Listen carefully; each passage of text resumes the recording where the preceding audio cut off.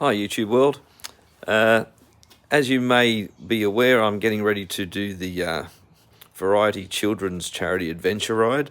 It's 6 days, about somewhere between 1,500 and 2,000 k's of dirt riding to raise needed funds for young kiddies. And what I thought I would do is run through some of the mods that I've made to the mighty Pepe, the KTM 390 Adventure, so that you can see the sorts of things that I've done, partly in preparation, but just to make myself one really good adventure bike of the right size, etc. for me, because I'm not the biggest guy in the world. And so here we go. I'll run through a few things very quickly for you. Obviously, it's got crash bars. They went on before I did any riding because I'm going to drop it, and I have. I've upgraded the bash plate underneath to a B&B off-road bash plate. It's really good, really solid, and it gives this part of the engine here a bit more coverage, which is really important because I've already given that a good bashing and it wasn't really good. Some things that had to happen. The standard pegs on the KTM 390 tilt slightly forward. You can get used to it, but even if you get used to it, the back edge here puts serious pressure on the arch or the back heel of your foot, like long pressure on long days. So they're actually off the DL 650, the V-Strom 650, and they fit beautifully, and they're flat. So these ones are adjustable. They're nice and flat, about the same size, but being flat changes a lot of things. The standard chain is, how can I describe this? Crap.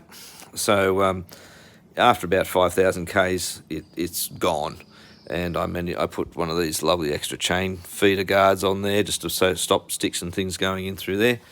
That's not necessary, but it's always a great thing to have.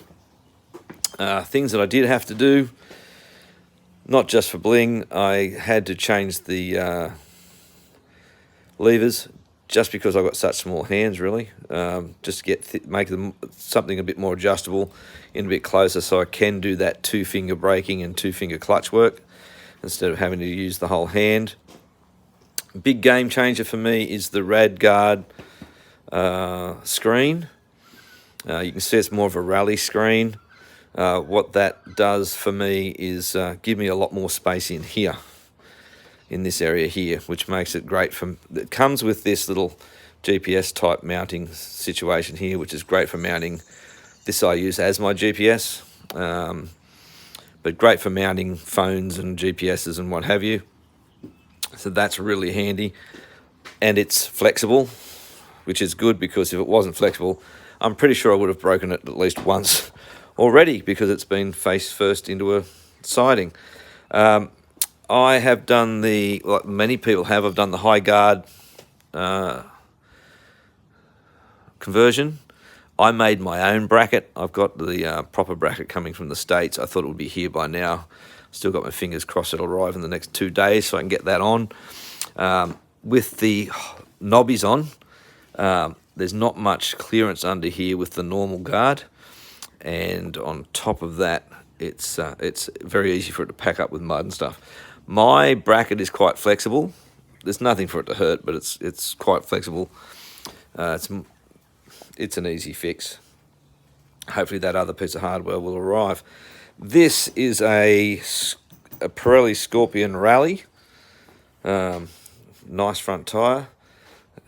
I really like them.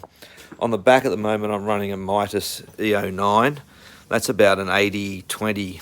That's pretty much as aggressive as you can get. I'm also running the Rally version, of the Dakar version, I think it might be called. It has a firmer sidewall, which is important because I'm not running spokes. I'm not running proper wire spokes. I've just got these cast wheels, so I need the firmer tyre wall to prevent damage to the, well, I want that wall to prevent damage to there, which is handy. I've got myself the Rig Gear tank bag. Just sits and fits beautifully and doesn't get in the road, which is more than wonderful.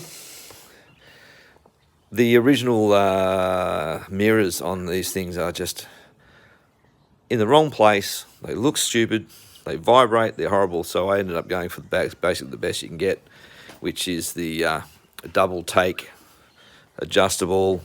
They fold and do all that sort of stuff. So if you break one of these, they just give you a new one. That's their guarantee. What else have we got? That's pretty much the important stuff. Got a bag on there in case I need it. But that's the important gear. Obviously, there's power comes already supplied on this bike. There's a few other little odds and ends. Oh, I did put the driving lights on. I picked them up second hand. They're really good. And I have, because of the electronics on this bike, I've just got them wired to a switch, which I can turn them off and on, and I can high beam them, low beam them here. They don't work off the light switch because it would interfere with the electronics. That's it. That's all the important stuff. They're the changes I've made, and certainly made a massive difference to this bike. And it's a really, really good bike for doing adventure riding. Not enduro. Doesn't have enough ground clearance for proper enduro stuff. But I'm really looking forward to this ride. The big test will be, of course, my endurance. 6 days of riding. This will be my view for the next 6 days. And this is the sticker that I think hopefully I won't need to worry about. But if I do, it's a friendly reminder. All right. Plenty of updates to come along once we're on the road. Thanks.